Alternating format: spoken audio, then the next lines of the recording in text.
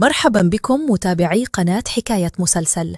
في هذا الفيديو سنأخذكم في رحلة مشوقة داخل أحداث الحلقة 32 التي حملت الكثير من التوتر، الدراما والمفاجآت غير المتوقعة. حلقة كشفت لنا وجوها جديدة للشخصيات، ووضعت أبطالنا أمام قرارات صعبة ومصيرية تغير مجرى الأحداث تماما. فقبل البدء تفضلوا بالاشتراك في القناة وتفعيل الجرس ليصلكم كل جديد. والآن إلى التفاصيل. تبدأ حلقتنا على مشهد جودة ويوسف وهما يهربان من الرجال الذين يلاحقونهما. وبعد ما شاهدناه في الحلقة السابقة من ظهور جودة المفاجئ في حياة يوسف وإنقاذه له وأخذه إلى منزله للعلاج، يصلان الآن إلى مكان آمن. يخبر جودة يوسف أنه سيعود إلى منزله، لكن يوسف يقلق عليه ويحذره من العودة لأن الرجال سيبحثون عنه مجدداً. لذلك يأخذه معه إلى الفندق ليعتني به كما اعتنى به جودة سابقاً، فهو لا يريد أن يتركه يعود إلى الخطر وحده. في هذه الأثناء تكون أدن قلقة للغاية على يوسف، فتذهب إلى المستشفى وتلتقي بفرات وتسأله عن مكان يوسف. تخبره أنها اتصلت بالشركة التي أرسلته للعمل خارج المدينة، لكنهم لا يعرفون أي شيء عنه، كما أن هاتفه مغلق منذ الأمس. فيحاول فرات تهدئتها ويخبرها بأن يوسف ربما تورط في أعمال خطرة مع صالح، وأنه قد يكون قد أصابه مكروه. تطلب أدا منه العثور على صالح لمعرفة الحقيقة، فيتصل فرات بأحد معارفه ليحصل على عنوان صالح، ثم ينطلق مع أدا للبحث عنه. في الفندق يعيش إسماعيل حياة فاخرة، لكنه يفاجأ بأن بطاقته البنكية لا تعمل، ويكتشف أن رصيده خال تماما. يتذكر آخر مكان صحب فيه المال من الملهى الليلي، فيدرك أنه تعرض للسرقة، فيتوجه إلى البنك للاستفسار عن اختفاء أمواله.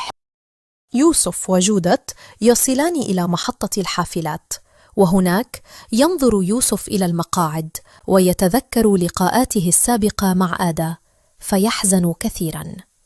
يلاحظ جودة الأمر ويكشف ليوسف أنه يعرف قصة حبه لأدا، لأنه أثناء مرضه كان يتمتم باسمها باستمرار. فيبدأ يوسف بسرد حكايته مع آدا، وكيف أنه يحبها لدرجة أنه لا يستطيع التنفس من دونها، لكن الأحداث أبعدته عنها. في المقابل يصل فرات وأدا إلى صالح ويسألانه عن يوسف. يدعي صالح الكذب بأنه لا يعرف شيئا، وأن يوسف أخذ نصيبه من المال ورحل. لا يخبرهما بالحقيقة أنه ترك يوسف مصابا في الطريق، وبالرغم من تهديد أدا له بالشرطة يستمر في كذبه، فيهديهما إلى طريق خاطئ. يقترح فرات على أدا العودة إلى الفندق للتحدث مع السيدة سمر التي قد تساعدهما عبر معارفها في الوصول إلى يوسف، وبالفعل يذهبان إلى الفندق. عند وصول يوسف وجودة إلى الفندق تفاجأ السيدة سمر بجودة وتسأل يوسف عنه، فيخبرها بكل ما جرى وأن جودة أنقذ حياته. تتعاطف معه وتسمح لجودة بالبقاء في الفندق حتى يهدأ الوضع. في الشركة بيعطي مارت ظرفاً من المال لنيلان، وبيخبرها إنه رتب كل ما يخص المستشفى ومتابعة الحمل. تعترف له إنها كانت تظن إنه رح يتخلص من الطفل، لكنه بيوضح لها إنه فكر في التخلص منها شخصياً، لكنه تراجع احتراماً لرغبتها في البقاء بجانب يوسف. وبيوضح لها أيضاً إنه بقائها قريبة من يوسف لمصلحته الخاصة، لأنه ابتعادها سيجعل يوسف يقترب من أدا، وبالتالي قد يخسر مارت أملاك العائلة لصالح يوسف. ثم يطلب منها أن تتدبر أمر شيشاك، لأنه يخشى أن تكشف سر الحمل. وبعد مغادرتها يضحك مارت بخبث ويجري اتصالاً غامضاً يشير إلى أنه يخطط لشيء ما. في هذا الوقت يذهب إسماعيل إلى الملهى الليلي صائحا يبحث عن زنال، لكن الحراس يطردونه ويضربونه، ويتضح بعدها أن أمواله كلها سحبت أثناء وجوده في الملهى.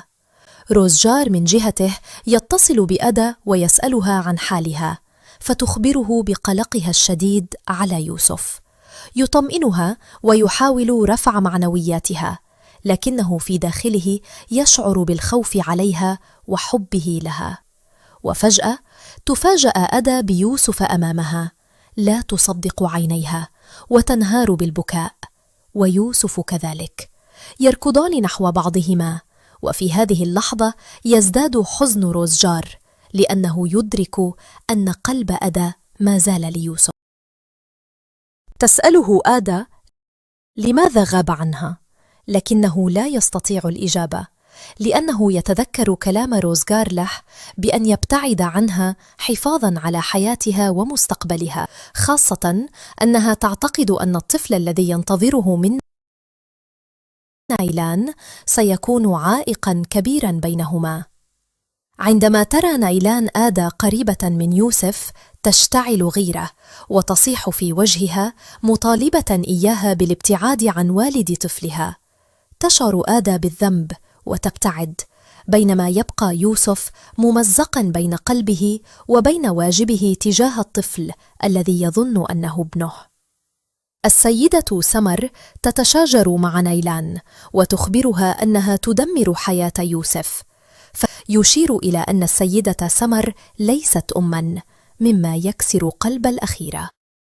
ينصح جودة يوسف بأن يختار بين قلبه وعقله، لكن يوسف يبقى ضائعاً لا يعرف أي الطريقين يسلك.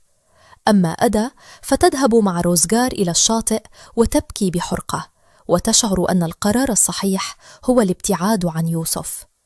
يحاول روزجار مواساتها ويظهر مدى معرفته بها وحبه لها، فيهدأ قلبها قليلاً.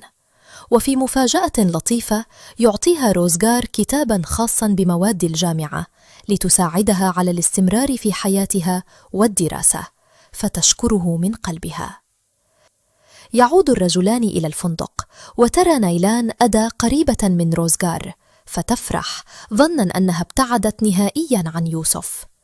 أما مصطفى فيرى المشهد ويشعر بالغيرة، ويقرر أن ينافس روزجار ويوسف على قلب أدا. وفي مشهد صادم تظهر السيدة سمر في غرفتها وهي تمسك صورة طفل صغير وتبكي وتقول: سامحني يا بني. ويتضح أن لديها سراً كبيراً يتعلق بطفل فقدته في الماضي، وقد يكون يوسف جزءاً من هذا السر. وهكذا نكون قد وصلنا إلى نهاية ملخص الحلقة 31، حلقة حافلة بالأسرار، الصدمات واللحظات العاطفية المؤلمة التي جعلتنا نقترب أكثر من مصير كل شخصية.